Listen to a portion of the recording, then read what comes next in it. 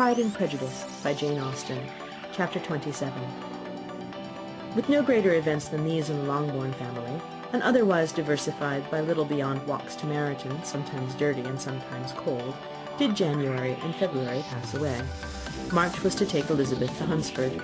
She had not at first thought very seriously of going thither, but Charlotte, she soon found, was depending on the plan, and she gradually learned to consider it herself with greater pleasure, as well as greater certainty. Absence had increased her desire of seeing Charlotte again, and weakened her disgust of Mr. Collins. There was novelty in the scheme, and as with such a mother and such uncompanionable sisters, home could not be faultless.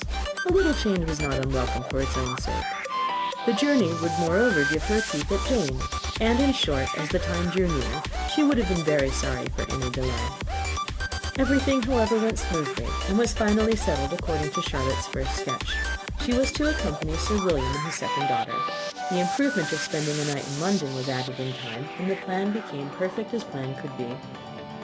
The only pain was in leaving her father, who would certainly miss her, and who, when it came to the point, so little liked her going, that he told her to write to him, and almost promised to answer her letter.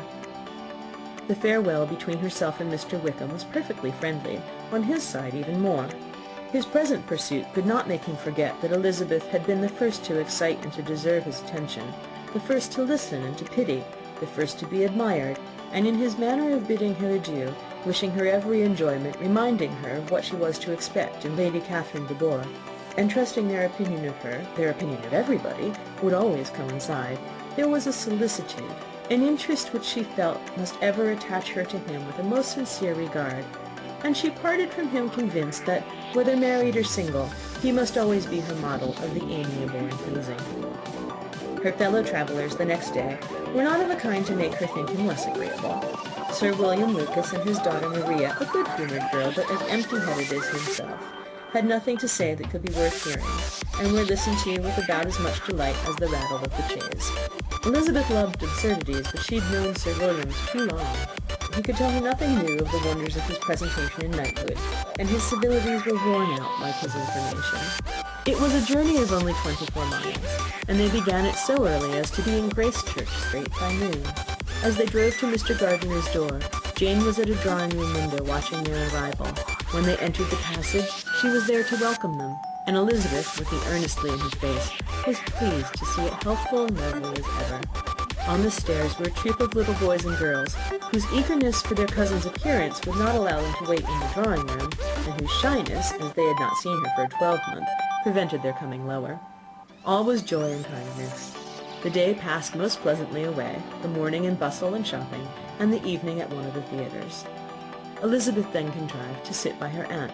Their first object was her sister, and she was more grieved than astonished to hear, in reply to her minute inquiries, that although Jane always struggled to support her spirits, there were periods of dejection. It was reasonable, however, to hope that they would not continue long. Mrs. Gardiner gave her the particulars also of Miss Bingley's visit in Gracechurch Street, and repeated conversations occurring at different times between Jane and herself, which proved that the former had, from her heart, given up the acquaintance. Mrs. Gardiner then rallied her niece on Wickham's desertion, and complimented her on bearing it so well. "But, my dear Elizabeth," she added, "what sort of girl is Miss Bingley? I should be sorry to think our friend mercenary." "Pray, my dear aunt, what is the difference in matrimonial affairs between the mercenary and the prudent motive? Where does discretion end and avarice begin? Last Christmas you were afraid of his marrying me because it would be imprudent, and now, because he's trying to get a girl with only £10,000, you want to find out that he's mercenary. If you will only tell me what sort of girl Miss King is, I shall know what to think. She's a very good kind of girl, I believe. I know no harm of her." "But he paid her not the smallest attention till her grandfather's death made her mistress of this fortune." "No, what should he? If it were not allowable for him to gain my affections because I had no money, what occasion could there be for making love to a girl whom he did not care about, and who was equally poor? There seems an indelicacy in directing his attentions towards her so soon after this event. A man in distressed circumstances does not have time for all those elegant decorums which other people may observe. If she does not object to it, why should we? Well, her not objecting does not justify him. It only shows her being deficient in something herself, sense or feeling." "Well," cried Elizabeth, Have it as you choose. He shall be mercenary, and she shall be foolish. No, Lizzie, that's what I do not choose. I should be sorry, you know, to think ill of a young man who's lived so long in Derbyshire. Oh, if that is all, I have a very poor opinion of young men who live in Derbyshire, and their intimate friends who live in Hertfordshire are not much better. I'm sick of them all. Thank heaven I'm going tomorrow, where I shall find a man who has not one agreeable quality, who has neither manner nor sense to recommend him. Stupid men are the only ones worth knowing, after all. Take care, Lizzie. That speech savors strongly of disappointment. Before they were separated by the conclusion of the play, she had the unexpected happiness of an invitation to accompany her uncle and aunt on a tour of pleasure which they proposed taking in the summer. "We have not determined how far it shall carry us," said Mrs. Gardiner, "but perhaps to the lakes." No scheme could have been more agreeable to Elizabeth, and her acceptance of the invitation was most ready and grateful. "Oh, my dear, dear aunt," she rapturously cried. "What delight! What felicity! You give me fresh life and vigor. Adieu to disappointment and spleen. What are young men to rocks and mountains? Oh, what hours of transport we shall spend! And when we do return, it shall not be like other travellers, without being able to give one accurate idea of anything. We will know where we've gone. We will recollect what we've seen. Lakes, mountains, and rivers shall not be jumbled together in our imaginations.